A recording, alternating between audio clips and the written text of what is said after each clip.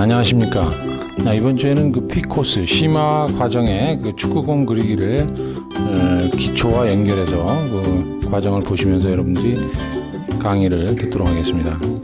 우선 축구공은 하나의 그 원기둥이라고 보실 수 있겠죠. 지금 현재 그 교재를 여러분들이 보고 계시죠. 그래서 축구공의 여기 교재를 보시면 맨 처음에 여기 지금 축구공 실물을 보시면 밑에 있는 원기둥과 비교를 해서 해놨죠. 그래서 우선 중요한 것은 여기 실물에서 보시면 여기 이 그늘 부분의 어두운 다크라인의 흐름이 중요합니다. 그래서 이 흐름을 여러분들이 유심히 보시고 여기 있는 밑에 연필로 그려져 있는 연필 소묘와 똑같은 명도 단계를 일단 유지해 주는 게 중요하겠죠. 그리고 이제 그 명도 단계에 따라서 옆에 보시면 이제 그 실물을 그려놓은 게 있죠. 그래서 이 과정을 어두운 흐름 단계를 시체적으로 어떤 식으로 해석을 해서 그리느냐, 이 과정을 여러분들이 이 연필 소묘와 잘 비교해서 들어가시면 쉽게 그릴 수가 있습니다. 그럼 지금부터 간단한 그 시범을 보시면서 과정을 연습해 보도록 하겠습니다. 네, 먼저 그 시간 관계상 스케치는 다 된 상태에서 색깔 칠하는 과정만 보여드리도록 하겠습니다. 네, 우선 그 어두운 부분의 그늘 부분이 되겠죠. 그래서 어두운 부분부터 먼저 덩어리로 잡아주면서 밝은 톤으로 넘어가는 그런 과정으로 시범이 진행이 되겠습니다. 우선 먼저 그 가장 강한 그늘 부분과 그 다음에 그림자 전체적인 어두운 톤을 먼저 잡는 데 있어서는 그 반사광선의 그 색깔 변화라든가 그 다음에 그림자의 색깔 변화 이런 부분에 있어서 여러분들이 조금씩 파레트에서 계속 혼색을 해가면서 그려주는 게 중요합니다. 그림자는 아무래도 조금 더 이제 강한 색에서 풀어지는 그런 효과로 가고요. 현재 지금 칠해져 있는 그늘 부분도 계속 같은 색에서 조금씩 색의 변화를 줘야죠. 역시 그 팔레트에서 계속 섞어가면서 색의 변화를 주는 그런 과정이 중요하죠.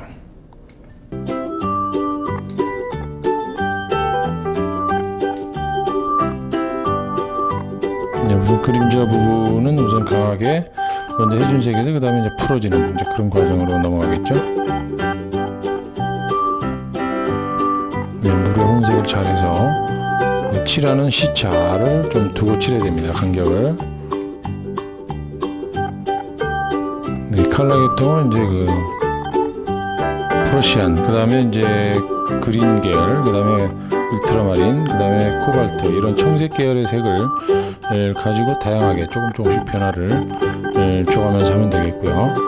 색의 변화는 꼭 어떤 색의 변화를 줘야 되느냐, 그거는 그 작가 의도에 따라서 많이 변할 수는 있겠죠. 그러나 일단 자기가 그 고유 물체가 가지고 있는 고유색을 어느 정도 생각하면서 그려준다 그러면 훨씬 더 실감나게 그릴 수가 있겠죠. 네, 우선 전체적으로 그 흐름의 덩어리를 어느 정도 잡고 있는 과정입니다. 여러분들이 그 흑백 단계의 그 원을 보시면서 비교를 해보면 확실하게 그 감을 잡을 수가 있겠죠. 그래서 밝은 쪽으로 가면서 좀 흐려지는 이제 그런 과정이 지금 보여지고 있죠. 네, 우선 이거 같은 경우는 빛이 이쪽에서 들어오게 돼 있죠. 그래서 빛이 이쪽에서 들어오기 때문에 하이라이트 부분을 어느 정도 살려주고요. 그 다음에 그늘 부분, 반사광선, 그림자 이제 이런 전체적인 아웃라인 순서를 좀 잡아주고 있죠.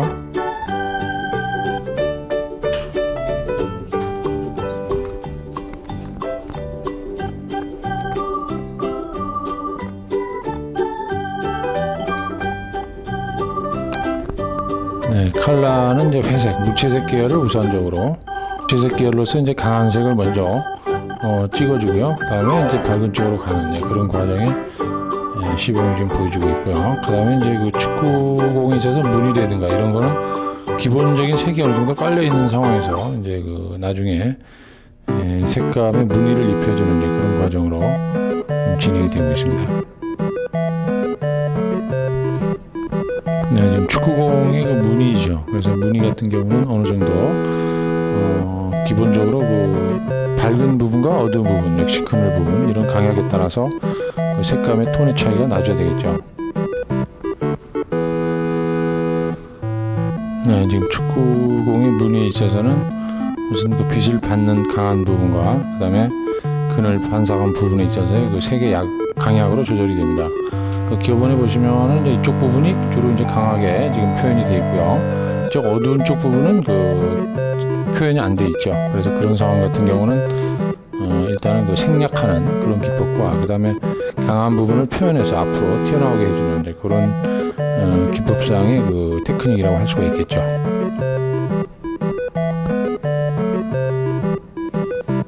무늬 같은 경우는 약간 좀 섬세하게 그려주는 그런 과정이 있어야 되기 때문에 붓을 좀 작게 잡고요. 그 다음에 섬세하게 이렇게 그려주는 과정이 중요합니다.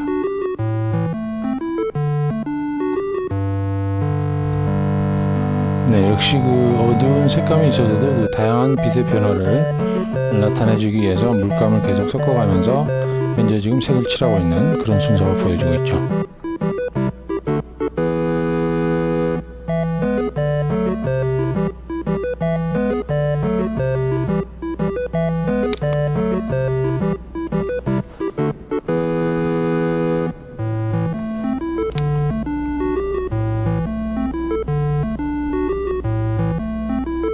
가면서 계속 색의 변화가 나오는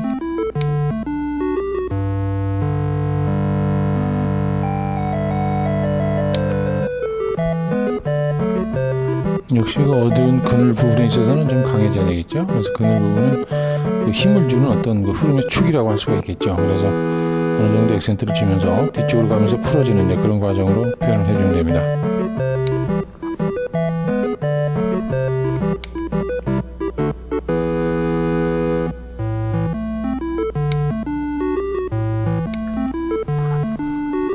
네, 우선은 여기 그늘 부분이죠. 그늘 부분을 강하게 정리해 놓고 이쪽으로 가면서 이제 부드럽게 톤을 맞춰주면 되고요. 이쪽도 역시 이쪽으로 가면서 톤을 맞춰주면 됩니다.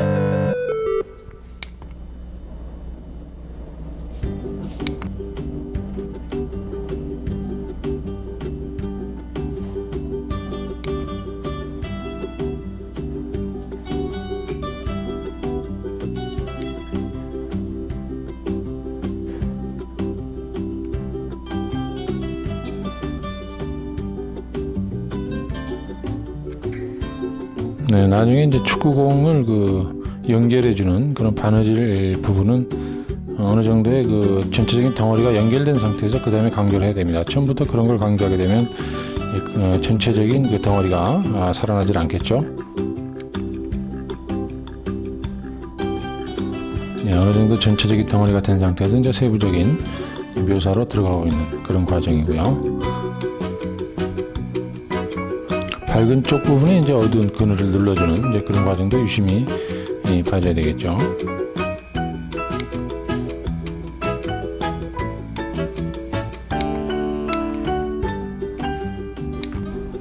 네, 지금 이제 상표 같은 경우도 이제 좀 그 앞과 뒤의 느낌을 가지고 색의 변화를 약간 앞엔 강하게 주고 뒤쪽은 흐리게 주는 그런 식으로 좀 색을 칠해주면 더 훨씬 더 입체감을 나타낼 수 있겠죠.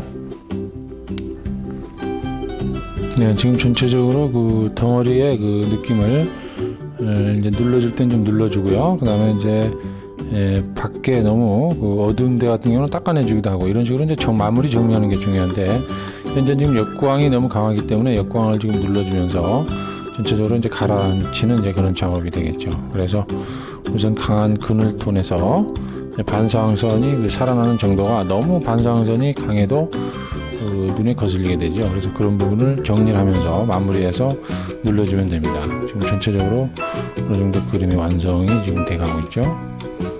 네, 그 무늬 그런 부분도 역시 이 정리를 잘 해서 끊겨 보이지 않도록 해주는 게 중요하겠죠. 네, 나머지는 여러분들이 교재를 보면서 마무리를 하는 걸로 하겠습니다. 오늘 강의는 여기서 마치겠습니다.